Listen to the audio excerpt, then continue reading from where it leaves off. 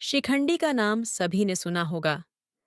शिखंडी को उसके पिता द्रुपद ने पुरुष की तरह पाला था, तो स्वाभाविक है कि उसका विवाह किसी स्त्री से ही किया जाना चाहिए। ऐसा ही हुआ, लेकिन शिखंडी की पत्नी को इस वास्तविकता का पता चला, तो वह शिखंडी को छोड़ अपने पिता के घर चली गई। क्रोधित पिता ने द्रुपद के विनाश की चेतावनी दे दी। हताश शिखंडी जंगल में जाकर आत्महत्या करने लगा। तभी एक यक्ष ने वहां उपस्थित होकर उसकी स्थिति पर दया करते हुए रात भर के लिए अपना लिंग उसे दे दिया, ताकि वह अपना पुरुषत्व सिद्ध कर सके। हालांकि यक्ष की इस हरकत से यक्षपति कुबेर नाराज हो गए और उन्होंने उस यक्ष को शाप दे दिया कि शिखंडी के जीते जी उसे अपना लिंग वापस नहीं मिल पाएगा।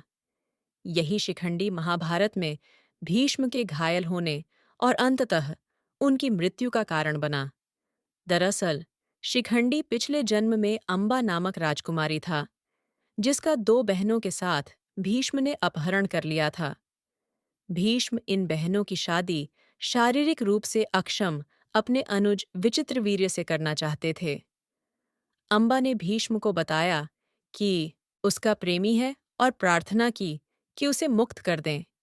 भीष्म ने उसे मुक्त कर दिया, लेकिन उसके प्रेमी ने उसे अपनाने से मना कर दिया और उसे वापस विचित्रवीर्य के पास लौटना पड़ा। लेकिन विचित्रवीर्य ने भी उसे अस्वीकार कर दिया। तब अंबा ने भीष्म के सामने विवाह का निवेदन रखा, लेकिन उन्होंने तो आजीवन ब्रह्मचारी रहने व्रत लिया हुआ था। अंततः अंबा ने परशुराम से न्याय की गुहार की। परशुराम ने भीष्म से युद्ध किया, लेकिन परशुराम को निराशा ही हाथ लगी।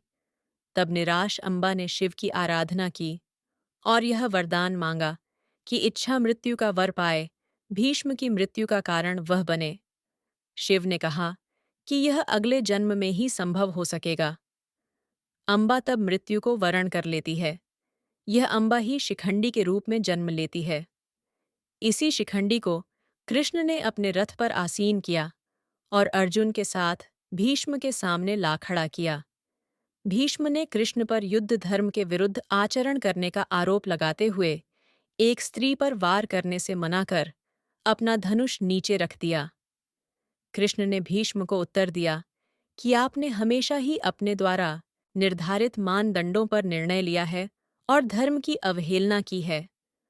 आज भी उन्हीं मानदंडों पर वे शिखंडी को स्त्री बता रहे हैं, जिसका पालन उसके पिता ने पुरुष की तरह किया है और उसके पास यक्ष का दिया हुआ पुरुष लिंग भी है। भीष्म ने